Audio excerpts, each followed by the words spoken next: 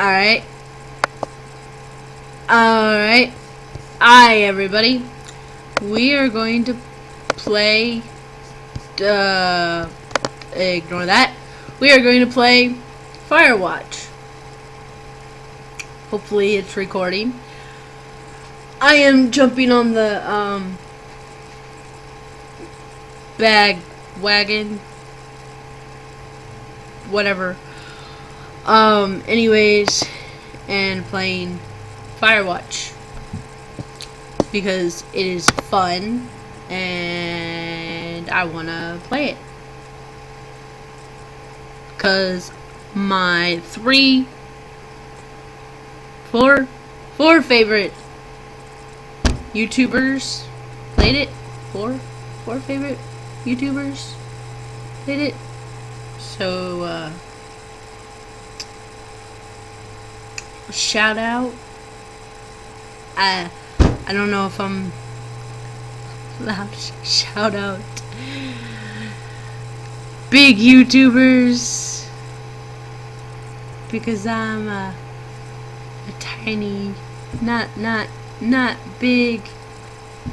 I'm just gonna do it anyways.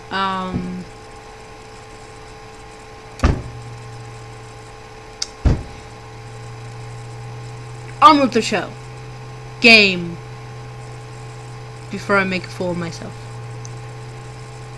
Boulder, Colorado, 1975.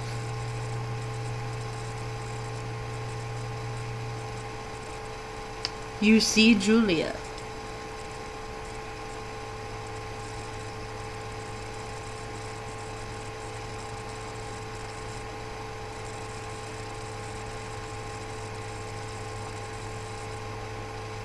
Oh. Sorry. She's about your age. Late 20s. Laughing. With well-dressed professionals. And grad students. From nearby CU Boulder. You, Henry. My name's Henry.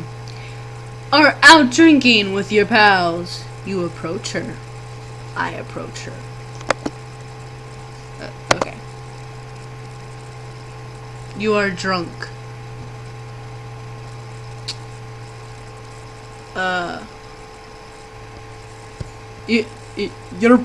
You're pretty. You're pretty. She says coolly. You're not. You're a future hangover. What? You reply, confused. Someone should buy you a cheeseburger, she says. She flags down a waiter, and 1 week later, you are Julia's boyfriend. Wow, that was easy. Yay, got a girlfriend! Woo! And I got a apartment! Woo!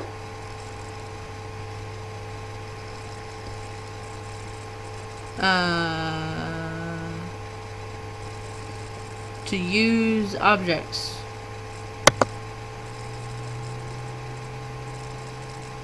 Okay, I got a backpack.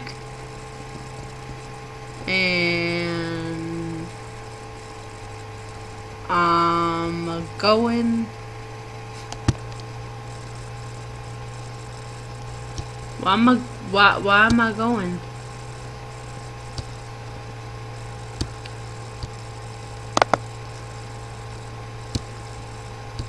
Why put on the backpack?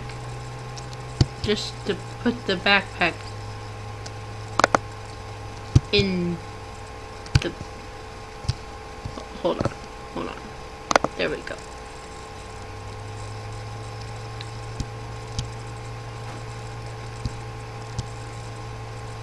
And we go. You date for over a year. She drives you absolutely nuts. It's great. You move in. You share an apartment near the school with a view of the mountains. You two drink beers out on the deck. You drink beer just about anywhere. Life is good. Julia wants to get a dog. There's a scruffy, oversized beagle Julia's in love with. Julia's in love. She wants to bring it with her to class. There also is an intimidating but gentle-eyed German shepherd. Nothing bad could happen to Julia while walking this dog. Pick the beagle, and she names him Bucket. You adopt the shepherd. I am gonna pick the Bucket. Bucket's a good dog, and a week later you've totally forgot about the other one. Julia loves him, you love him too. 'Cause, yeah, we love her, we pick the dog she wants. 1979. You talk out on the deck. It's summer, 9:30, and the heat still radiates off of the high desert. What do you think about kids? She asks. Kids? They're not very smart or good at much.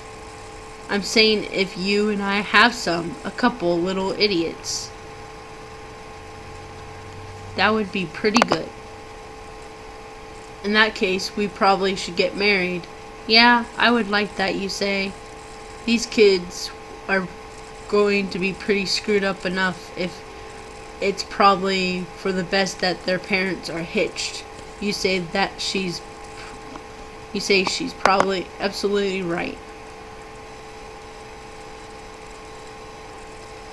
I cannot talk at all.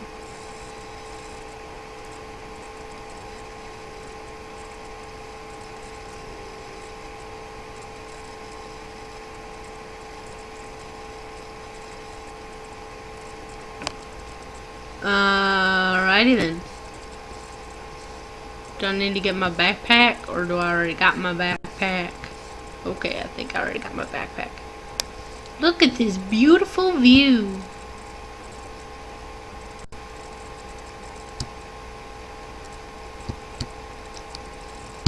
Two forks. Okay. Do not forget to check in. Bears, no fireworks. Okay. Alrighty then. This is so much different than like watching people play it, because you know, you get to like experience it on your own. They're just doing it themselves, and they're like, oh, look at the nature, and they're like doing it themselves. But when you're doing it, 1980. It's a Thursday night, and Julia is 4 hours late. She doesn't call. You're worried and getting angrier by the minute. She walks in after you've gone to bed.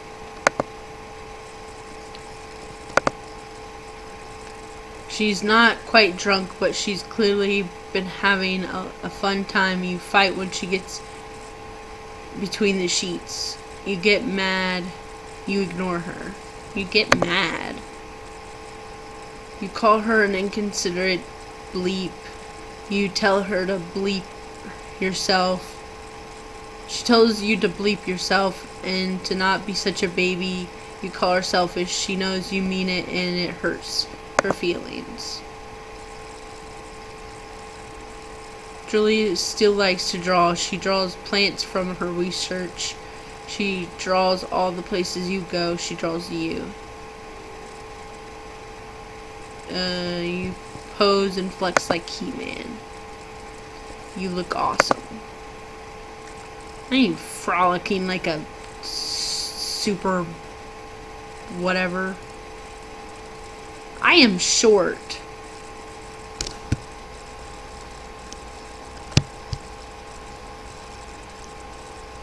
Why did she choose to marry me?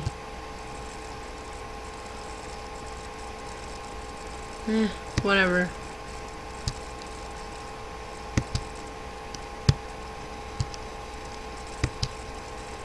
Things happen.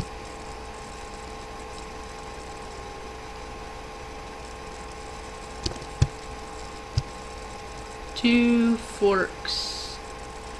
Fire lookout. Alright, we're going the right way. Don't know why we're going this way though. Alright, space. And up.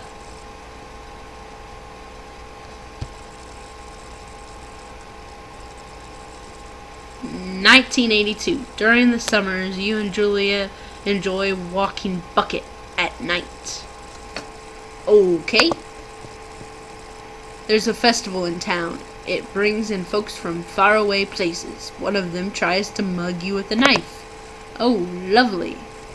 "Bucket gets kicked." "Bib, bib, bib, bleep, dog." Julia yells. She gets flustered and has trouble speaking when she is stressed. You confront the attacker. You scare him away. Your arm gets cut up, but you beat the guy to a pulp. You don't feel very tough. You cry your eyes out before the cops show up. Julia asks to take a different path from that day on forward. You say okay. You don't want to go that way either. From now on, you walk by the river. 1984. Plans to have kids get waylaid by work. Julia gets offered a job at Yale. Yale is in Connecticut, 2,000 miles away. It's a great job. Associate department chair. She wants to move. You absolutely do not.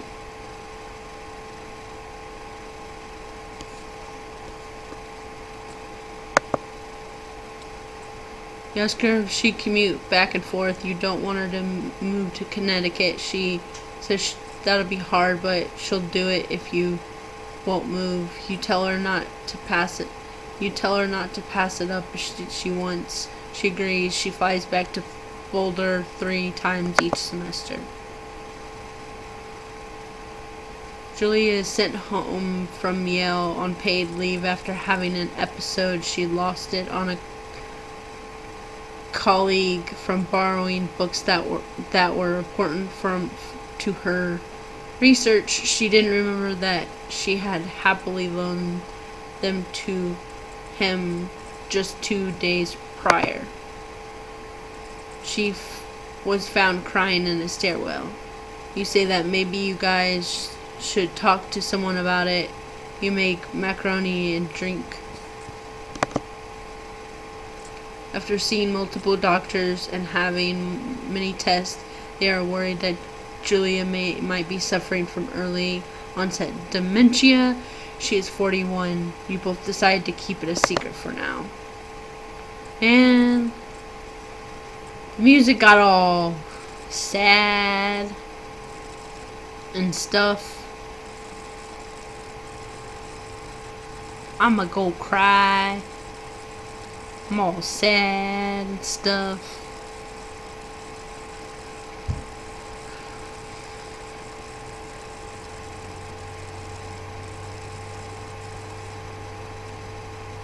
Oh.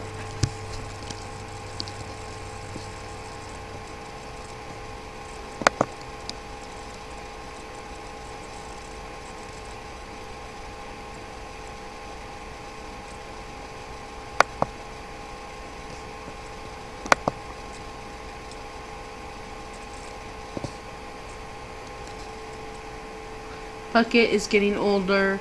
Julia comments that it's kind of nice because he gets in less trouble around the house. A week later, she goes back to the university. Julia's fiction gets worse. She can't remember things in class. Her research is in shambles.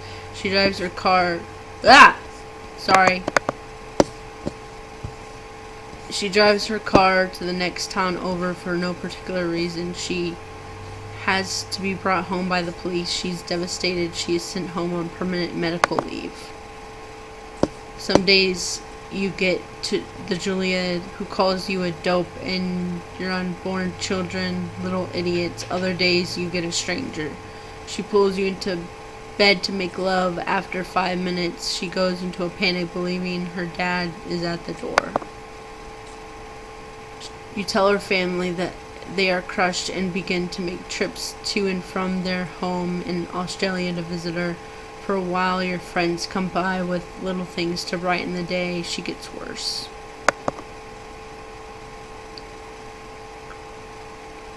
You spend 1988. You spend your days following Julia around the house. You count the seconds between the 2 weekly visits from Daniel the nurse. He suggests that Julia could live somewhere else, somewhere with 24-hour care, a home. It sits with you for a couple months. Decide to move her. Yeah. She needs 24-hour care.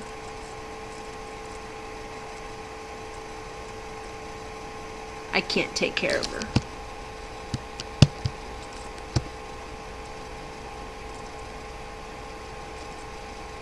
I gotta live my life.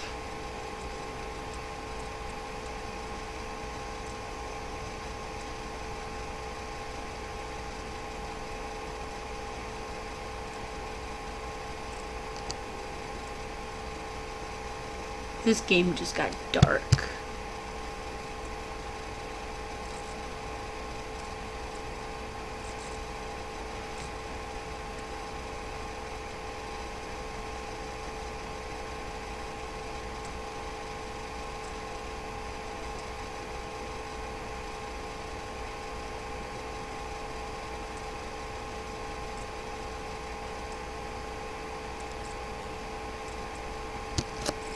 Her family agrees with your decision.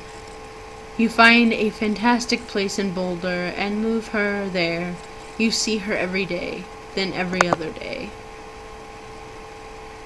You go out to the bar with your old friends. It's not the same. You get the feeling that every wife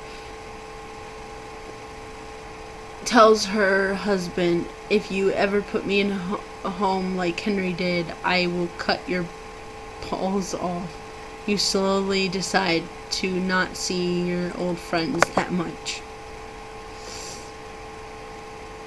Julia's sister, 1989. Julia's sister, Susan, moves to Boulder to be close to her. She visits her every day. You go with her some of the time. Susan buys you an old typewriter and urges you to use it if you won't see a therapist. You won't. You always really liked Susan.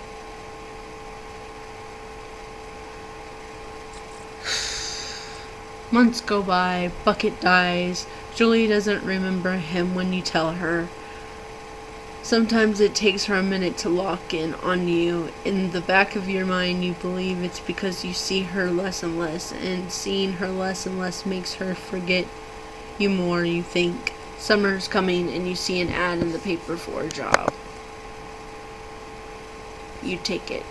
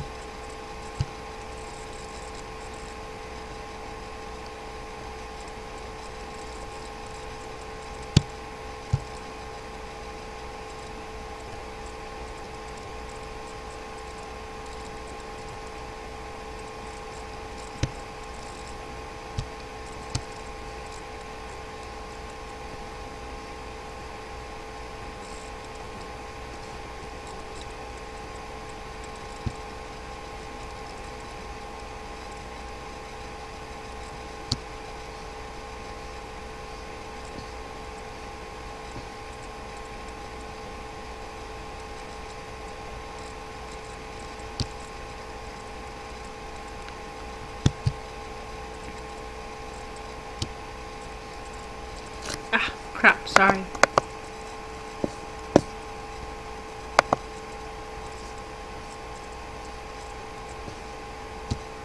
Sorry, guys.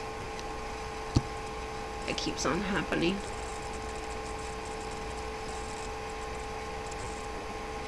I don't know what I'm pressing. I'm gonna need that button in a second, but I don't know what I'm pressing.